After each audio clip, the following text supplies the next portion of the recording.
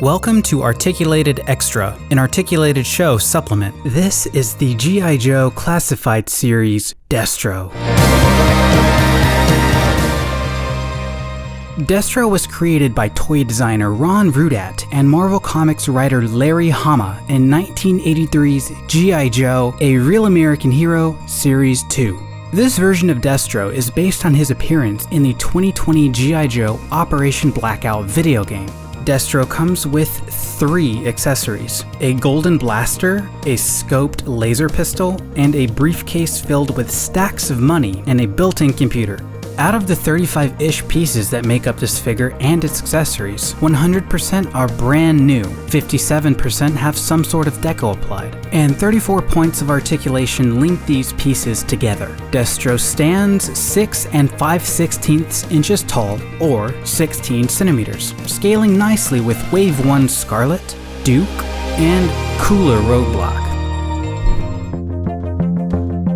This figure does an extremely excellent job of taking the original 1983 design and modernizing it for a 6-inch line, especially the extra detail in the briefcase that makes posing all the more fun. With sculpt work by Dennis Chan, textures are masterfully used to add variety to the mostly solid black jumpsuit, which helps limbs stand out from each other.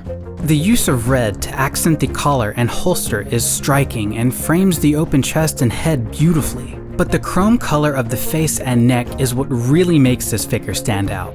And the blue against black eyes are equally striking. The articulation is nothing to scoff at either. With ball joints at the neck, waist, and drop-down hips, this figure is jam-packed while maintaining a balance between sculpt and articulation that would make a Marvel legend jealous. But that's the good. What about the not so good? There's nothing necessarily wrong with the way the neck joint is designed, but if the collar separating the chrome and flesh had been moved down to the base of the neck, sculpted onto the upper torso, it might have better hidden that point of articulation. This execution can actually be seen on the 3D render by the original sculptor. My thinking is, this method probably cost more in deco application, which might be why it was scrapped. Back up to the head. There's a lightly carved circle on his cranium that appears to be a mistake, though that's less of a con and more of a design choice.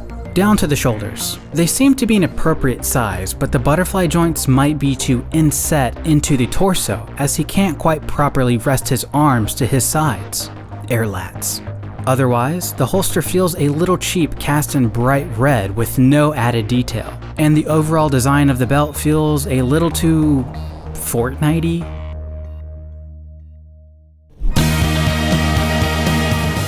Destro is another shining example of excellence coming out of this line. He's everything a modern action figure should be, and at the same time, a perfect homage to the original 80s design.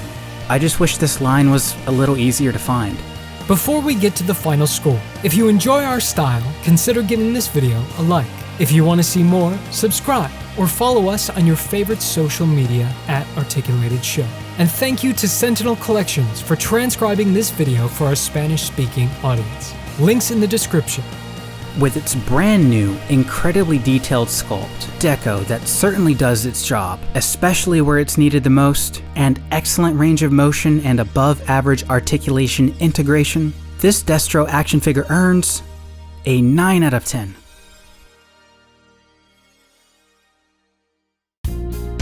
Quick shout out to Dante, aka Dark Joker Zen, aka the Black Swordsman, host of the Infinity Equation podcast, for sending us this figure.